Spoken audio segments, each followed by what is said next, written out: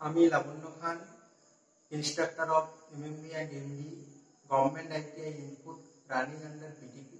আগের ভিডিওতে আমরা পড়েছি 2/2 কন্ট্রোল ভার্ব। আগের ভিডিওতে আমরা কি পড়েছিলাম না 2/2 ডাইরেকশনাল কন্ট্রোল ভার্ব, ঠিক আছে।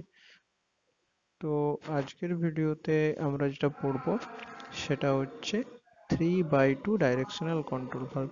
তাহলে আজকে আমাদের পড়ার টপিক হচ্ছে 3/2 ডাইরেকশনাল কন্ট্রোল ভাল্ব। ওকে, ঠিক আছে, তাহলে শুরু করি। তাহলে 3/2 ডাইরেকশনাল কন্ট্রোল ভাল্ব বলতে 3/2, এই 3টা কি ডিনোট করে না, 3টা ডিনোট করে আমাদের কটা পোর্ট আছে, তাই তো। আমরা আগেই পড়েছিলাম এই যে 3টা ডিনোট করে পোর্টের নাম্বার, কটা পোর্ট আছে, আর এই দুটা ওয়ে বা পজিশন, ঠিক আছে। তাহলে আমি এখান থেকে দেখতে পাচ্ছি আমাদের 3টা পোর্ট আছে আর দুটো পজিশন আছে। তাহলে আমাদের প্রথমে জানতে হবে 3টা পোর্ট কি কি আছে। 3টা পোর্ট হচ্ছে, এই দেখো, এ একটা পোর্ট, এ একটা পোর্ট, পি একটা পোর্ট আর টি একটা পোর্ট। 3টা পোর্ট আছে। এখানেও আমি দুটো পজিশন দেখানোর জন্য দুটো ছবি নিয়েছি, তো 3টে পোর্ট হয়ে গেল। আর দুটো পজিশন, একটা হচ্ছে দেখো নর্মাল পজিশন, আরেকটা যখন এখানে ফোর্স দেওয়া হচ্ছে তখন দ্বিতীয় পজিশন। তাহলে আমরা যে নামটা লিখেছিলাম 3/2 এ ডাইরেকশনাল কন্ট্রোল ভালভ, তাহলে 3টা পোর্ট আমি পেয়ে গেলাম আর দুটো পজিশন আমি পেয়ে গেলাম। এবার এগুলো কিভাবে কাজ করছে সেটা আমি জানবো।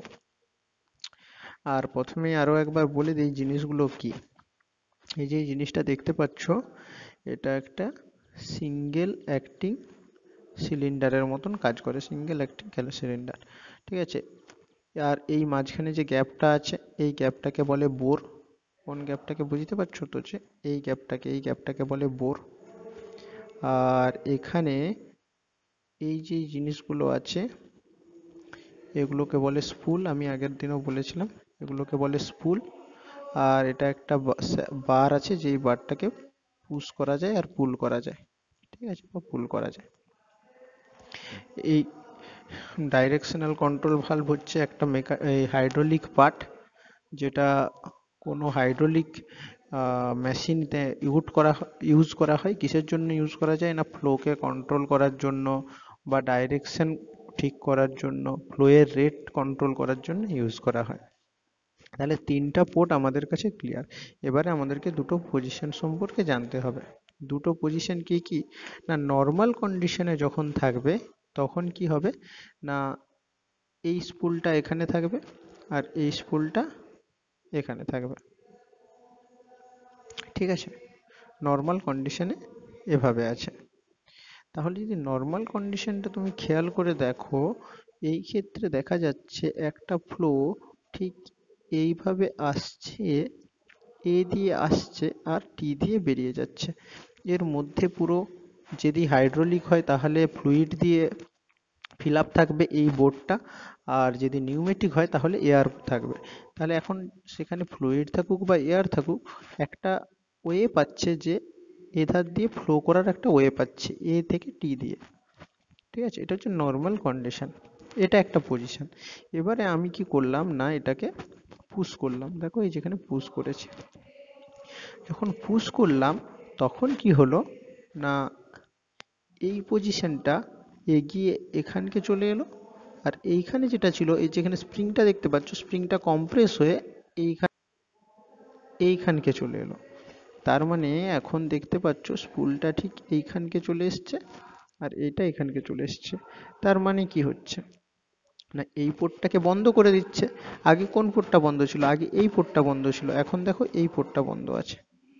আর এই পোর্টটাও আগে, এই পোর্টটা আগেও ওপেন ছিল এখনো ওপেন আছে, কিন্তু প্রথমের কন্ডিশনে এই পোর্টটা বন্ধ ছিল, এখন এই পোর্টটা চালু হয়ে গেছে। যারা বুঝতে পারলেন আমি আরো একবার বলছি। প্রথম যে কন্ডিশনটা আছে এই কন্ডিশনে দেখো এই পোর্ট ওপেন আছে আর এই পোর্ট ওপেন আছে আর এই পোর্টটা ক্লোজ আছে, তখন এই দুটো পোর্টের মধ্যে এয়ার থাকুক বা ফ্লুইড থাকুক ফ্লো করছিল। এখন সেকেন্ড কন্ডিশনে যখন আমি এই স্পুলগুলোকে পুশ করে দিচ্ছি, তখন কি হচ্ছে না, এই পোর্টটা তো ওপেন ছিলই ছিল, এই পোর্টটা ক্লোজ হয়ে যাচ্ছে, আর সেই জায়গায় যখন এই স্পুলটা এখানকে সরে চলে এসেছে তখন এই পোর্টটা ওপেন হয়ে যাচ্ছে। এখন তাহলে ডাইরেকশনটা কিরকম হবে না, এখন ডাইরেকশনটা হবে এরকম। আচ্ছা, অন্য কালি দিয়ে দেখিয়ে দিই। এখন ডাইরেকশনটা হবে এরকম। ঠিক আছে, বোঝা গেল?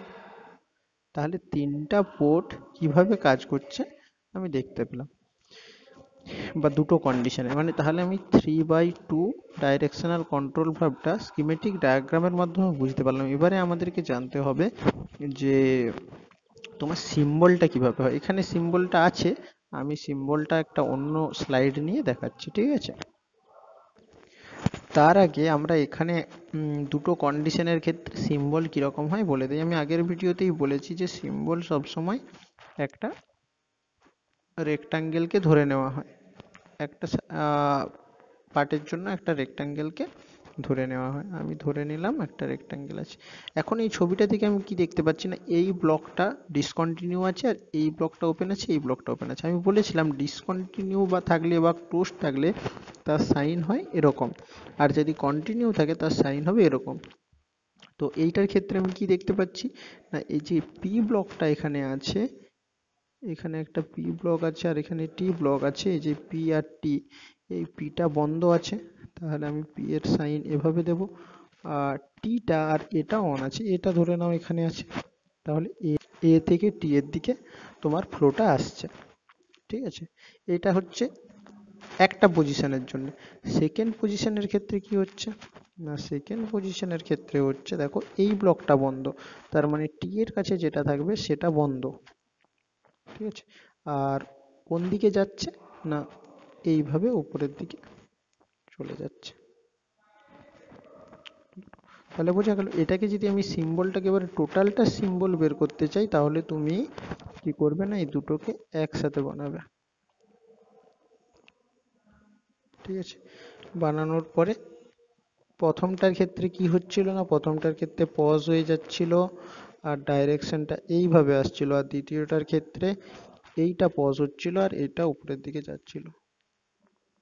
ঠিক আছে, এগুলো নাম দিয়ে দেবে। নামগুলো কি কি আছে না, এখানে পি আছে, এখানে টি আছে, এখানেও পি আছে, এখানেও টি আছে, আর এগুলো এ। এই যে এই ব্লকটা দেখতে পাচ্ছ, এটা হচ্ছে 3/2 ডাইরেকশনাল কন্ট্রোল ভালভের সিম্বল। ওকে, এই যে এই সিম্বলটা দেখতে পাচ্ছ, এটা 3/2 ব্লকের সিম্বল। দেখেছো যেমনটা আমরা দেখালাম যে এর ক্ষেত্রে কি হলো না, আমি ধরে নাও এটাকে প্রথম ব্লক, এইটা বন্ধ ছিল, এটা চালু ছিল। আবার তুমি এটাকে ধরে নাও সেকেন্ড ব্লক, এটার ক্ষেত্রে এটা চালু, এটা বন্ধ আর এটা চালু। যেখানে স্প্রিং আছে মানে যেটা কম্প্রেস হচ্ছে, আর এটা হচ্ছে নর্মাল কন্ডিশনে এই সাইনটা আছে, মানে এখানে পি আর এ দিয়েই দেখো বোঝানো আছে। ওখানে মনে হয় নাম ছিল পিটিএ, এখানে পি আর, এখানে ওখানে এটার নাম ছিল পি, এটার নাম ছিল টি, এখানে ও পি টি আর এটা এ। ঠিক আছে, তাহলে 3/2 ডাইরেকশনাল কন্ট্রোল ভালভে কিভাবে কাজ করে আর তার সাথে সাথে এর সিম্বল কি হয়, এটা কি বললাম না, এটা হচ্ছে তোমার সিম্বল। তোমাদের পরীক্ষায় এই প্রশ্নগুলোই আসবে যে এই সিম্বলটা দিয়ে দিবে, দিয়ে বলবে এটা কত বাই কত ভালভের সিম্বল। ঠিক আছে, তো সিম্বলগুলো ভালো করে মনে রাখার চেষ্টা করো। ওকে, থ্যাংক ইউ।